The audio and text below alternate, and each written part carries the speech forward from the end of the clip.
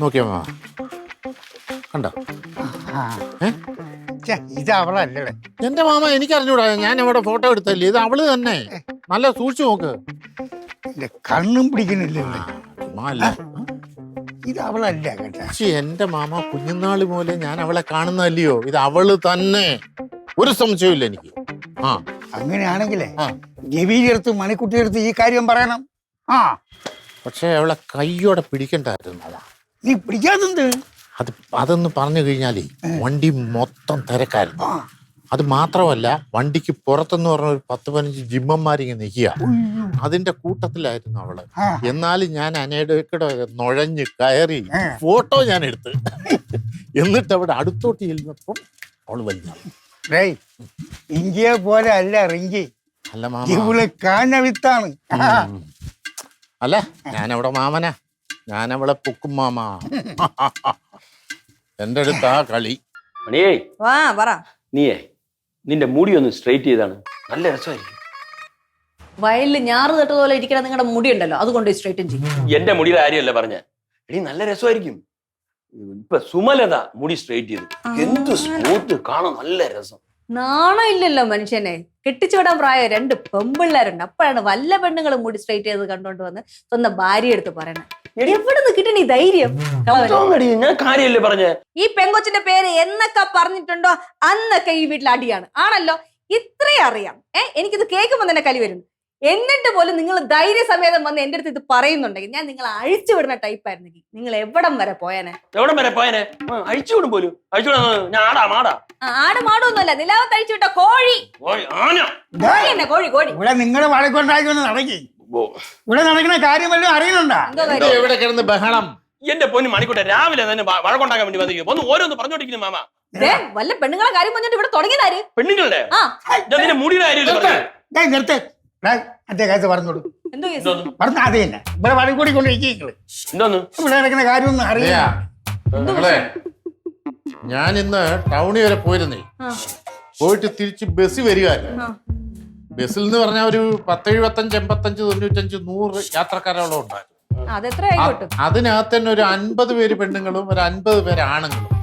തിരക്കെന്ന് പറഞ്ഞോ തിരക്കോട് തിരക്കോട് തിരക്കോട്, മനുഷ്യൻ നിന്ന് തിരിയാൻ സ്ഥലമില്ല.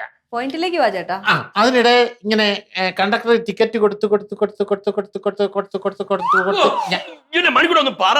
കണ്ടക്ടർക്ക് ടിക്കറ്റ് കൊടുക്കാൻ സമയം അനുവദിക്കണ്ടായോ? ഞാനങ്ങ് ബാക്കി നിൽക്കുക.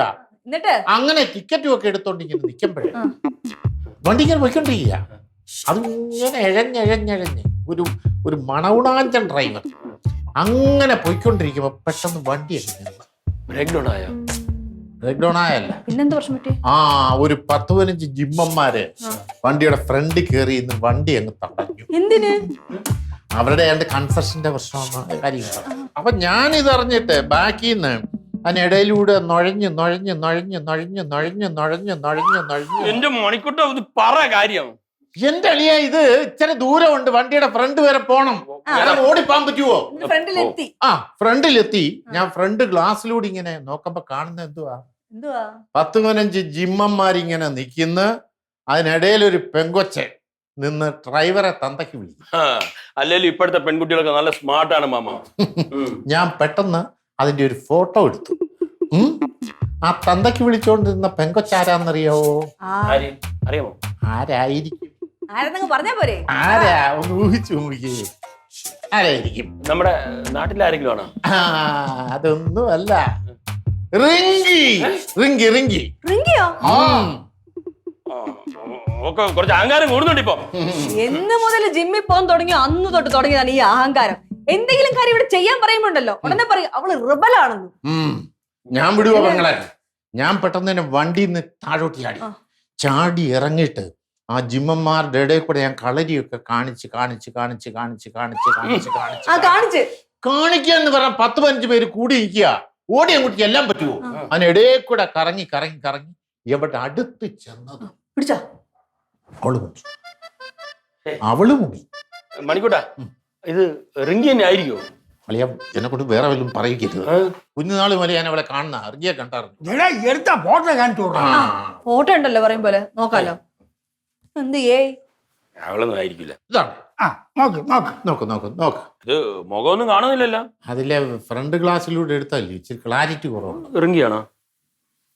ക്ലിയർ ആവണില്ല, പക്ഷേ ഇതുപോലത്തെ ഡ്രസ് അവക്കൊണ്ട്. ഉണ്ടാ? അവള് തന്നെ. അവളിങ്ങോട്ട് വരട്ടെ, രണ്ടെണ്ണം കൊടുക്കണം. അടിക്കണ്ടെന്ന് വിചാരിക്കുമ്പോ തലയിൽ കയറാണ് നിന്റെ മോള്. എന്റെ മോളാ? ഇത്ര നേരം എന്റെ മോളായിരുന്നല്ലേ, ഇപ്പൊ നിന്റെ മോളായാ? അതാണ് ഇവിടുത്തെ പ്രശ്നം. വരട്ടെ മാമ. നിർത്ത്. അവരെ അടിക്കുകയും പിടിക്കുന്നു വേണ്ട. പ്രത്യേകിച്ച് മാതാപിതാക്കളെ അവരെ അടിക്കാൻ പാടില്ല. മനസ്സിലായോ? മാമ, മാതാപിതാക്കൾ അടിക്കാൻ പാടില്ലെന്നല്ല ഉള്ളു. മാമൻ അടിക്കാവല്ലോ. ഈ മാമൻ അടിച്ചോ? വരട്ടെ അവള് നിന്ന് കിട്ടും. കാണിച്ചു കൊടുക്കാൻ പെങ്ങളെ. നാട്ടുകാരെ കൊണ്ട് പറയിപ്പിക്കാനായിട്ട് ഓരോന്ന് ചെയ്തു വെച്ചിട്ട് വരട്ടെ. സ്വാതന്ത്ര്യം കൂടിപ്പോയി, അതാണ് പ്രശ്നം. തലയിൽ കയറും.